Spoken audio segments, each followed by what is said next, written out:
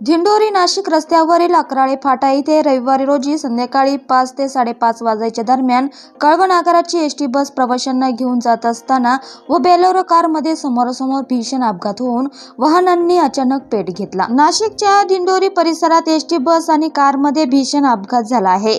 दिंडोरीच्या अकराळे फाट्यावरील ही अपघाताची घटना घडली आहे।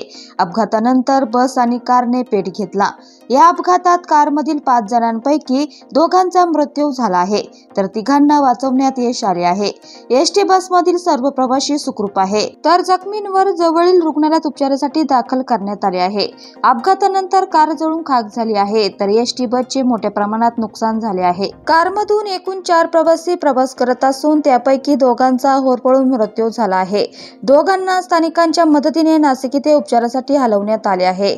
तसेच एसटी बसमधील प्रवाशांना स्थानिकांच्या मदतीने व प्रत्यक्षदर्शी यांच्या मदतीने बसमधून तात्काळ खाली सुखरूप उतरवण्यात आले आहे। दोघाही वाहनांनी अपघातानंतर पेट घेतला आहे। दरम्यान या भीषण अपघातानंतर कळवण नाशिक रस्त्यावर वाहतूक कोंडी झाली होती।